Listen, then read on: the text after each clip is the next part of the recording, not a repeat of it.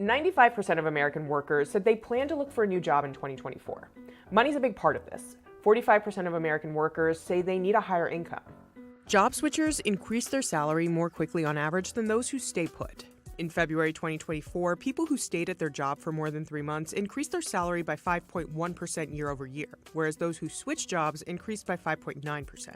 I ended up almost doubling my salary after a year and a half. And then from there, each year, I've probably increased my salary from anywhere to $15,000 to $35,000 or $40,000. But hiring professionals stress that it's important to be strategic about job moves. You don't want to rise up the ranks too quickly and then be this expensive head that's sort of easy to chop in any kind of downturn. I think companies do expect an unrealistic level of loyalty, but unfortunately we're at their whim a lot of times, right? So we do have to play the game, and that game is making it seem like you're going to spend the rest of your life there. They really do want to be lied to.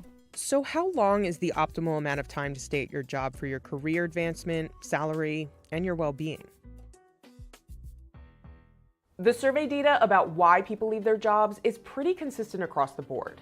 Ranking at the top of the list are wanting a higher salary and not feeling like they have room for growth at their current job. The desire for higher salaries may lead people to job hop, which is when a worker jumps from job to job within a short period of time. Oftentimes switching companies is the fastest way to get to that next level role in terms of seniority and in terms of your income level. And the reality behind that is, in your current company, for you to get promoted, for you to get to the next level, that position needs to open up in a way that it's either someone leaves or they get promoted or the company is growing. Gen Z is 36% more likely than other generations to prioritize advancement opportunities. Even if there are opportunities for promotions within their current workplace, they may still find it easier to leave. A lot of employers are reaching out to people and recruiting them. Workers have more negotiating power that way. You can also find out more easily what wages are available just by going on ZipRecruiter and looking at job postings, whereas perhaps finding out what the opportunities are within your company involves sort of an uncomfortable conversation with your manager. Other common reasons for leaving are to get better benefits, to escape a toxic work environment, and for better work-life balance. The ancillary thing is, if I pay people more, would they be happier? If that were true, then investment banks and private equity firms, law firms would be the happiest places in the world to work. They notoriously aren't viewed that way, because there's a certain way that you treat people, whether it's benefits or whether it's time off or compensation, or quite frankly, just how you treat people on a day in and day out basis with interpersonal skills. Those are the things that end up being more important. Workers also have career aspirations that may not be fulfilled in their current positions. Early in my career, I always had the goal of eventually working for myself. So I told myself around the age of 30, try and get enough experience and exposure to the things that are required to have a consulting firm. So each job that I've worked, I've always left a company if I felt like I had already obtained the skill that I needed to obtain. And if I wasn't getting opportunities to obtain the skills that I needed, I went to the next place. As humans, we tend to change every 2 to 3 years in terms of our goals, our priorities, our stages of life. And now the younger generations ask themselves, well, how does my career serve me and not the other way around? There's never a wrong reason to want to leave. If you want to leave, you can leave, right? But you have to be smart about leaving. Americans consistently stay at their jobs for a median of 3 to 4 years. In 2022, the median tenure was 4.1 years. In 2002, it was 3.7, and back in 1983, it was 3.5 years. But breaking those numbers down by age paints a clearer picture about how long Americans should stay at their jobs. Between 2002 and 2022, workers aged 20 to 24 typically stayed at their jobs for less than 1.5 years. As you look at older workers, the median tenure increases with each age group. I think a lot of people think of job hopping as being generational, but it's actually more driven by age than generation. So our parents' generations at the same age as young people today, a lot of the data shows that they quit at very similar rates. A Bureau of Labor Statistics study found that American adults born between 1957 and 1964 held an average of 12.7 jobs between the ages of 18 and 56, with nearly half of those jobs held before the age of 25. I think the idea that you have to stay at one company for an extended period of time comes most probably from our families and our parents, because their expectation and their version of success was to stay within one company or at least within one career their entire life. Our parents would get pensions, they would work for a company for a certain amount of time, retire, and be paid for the rest of our lives. So the incentives have shrunk, and so the loyalty is just not there. Another thing to consider is a lot of benefits accrue over time. So if you switch companies too quickly, you could be leaving money on the table. For example, some employers won't allow you to keep your 401k match until you've been there for a certain number of years. I see a huge wave of Gen Z and millennial professionals asking themselves, is this job, is this career right for me? And what do I want for my career to look like and to feel like? And where do I find this career? Versus feeling like, hey, I have to stay doing what I've been doing in my career. Recruiters say there's more leeway for job switching earlier in your career. Gen Z can do that right now because they're in their early 20s. But when they get to their late 20s or their early 30s, they can't be moving like that. You're 22 years old. You're not making any career mistakes right now. There are so many places that you could go and none of them would be a mistake because you're so young and you have so many years to figure out what you want to do. When you're 35, not really, right? Ideally, you're in your career and you're making a good salary with great benefits. And once you have that, you need to be more strategic and intentional about those moves that you make, because now you can make a really bad career mistake. Instead of asking how long you should stay at your job, career experts suggest shifting your focus to how much you've accomplished. I think the biggest risk with job hopping or leaving your job too early is you not understanding where you are in your development. And that's why I try to tell people, remove your focus on money, especially if you're being compensated okay and you're able to pay your bills and survive. Don't focus on just getting a huge pay bump before you are actually ready, before you have gained the right skills. Don't focus on time, don't focus on money, focus on skills. And if you are comfortable in the skills that you are acquiring, then you are ready to move on to the next level.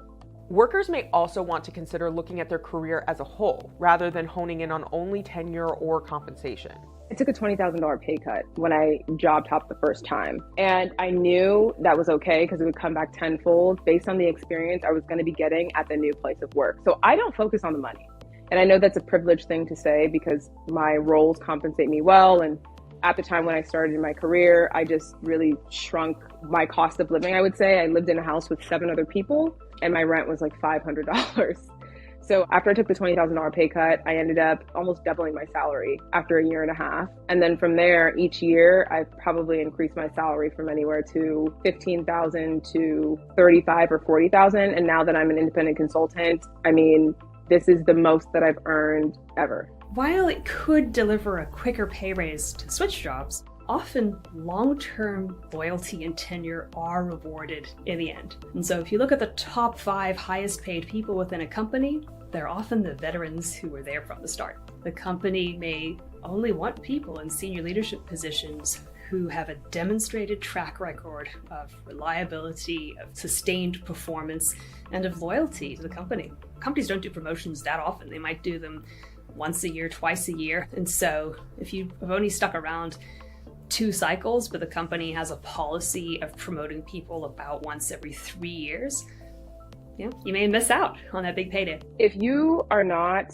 a self-aware person and you don't do a lot of introspection for what you are and are not ready for, job hopping is not wise, in my opinion. If you're not really able to assess your true skill set, it's going to be hard for you to get the opportunities that you want or reach your end goal. Timing and the broader economy are important factors as well. How difficult would it be to find a new job?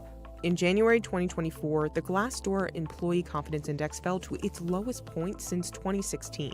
You need to figure out the strategy before you give that notice, because it is taking people 6 to 12 months to land a new position.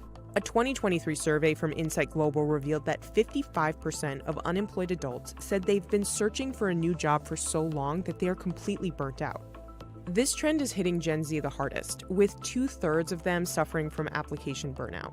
But 75% of Gen Z workers would quit their jobs without having a new one lined up. I personally would never leave a job if I don't have another opportunity already lined up. Another part of being strategic is thinking about how employers are viewing a candidate's work history. For employers, turnover is challenging and very expensive because hiring realistically takes a lot of time and a lot of resources. 90% of organizations are concerned about employee retention. Helping employees upskill is a key component to retaining talent. Companies with strong learning cultures see higher rates of retention, more internal mobility, and a healthier management pipeline compared to those with smaller levels of commitment. But there's also a Goldilocks dynamic to this. Sometimes companies don't mind turnover. People think that employers don't want any turnover. I disagree with that belief, and I think the companies that don't want turnover are actually creating more problems and mistakes, because that would imply that every person you hire was right. And I have never met anybody who's perfect at anything. There are many industries that don't seem to mind high turnover very much. But some companies may be taking on a more forgiving attitude when viewing work history.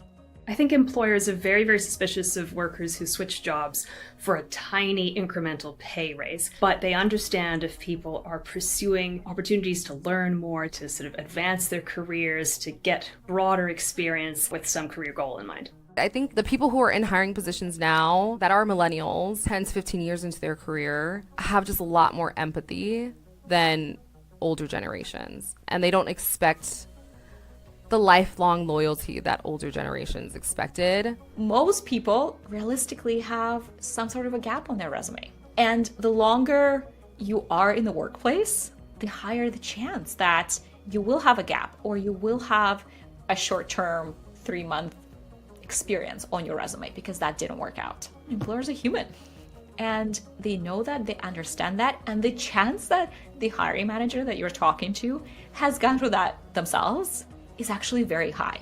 You have to figure out what is the best decision for you, and the only person who can do that is you. And people come to me all the time like, just tell me what to do. And I tell them, I can't tell you what to do. I can tell you like what I would do in this situation, but I can't tell you what to do because this is your career and it's going to affect you.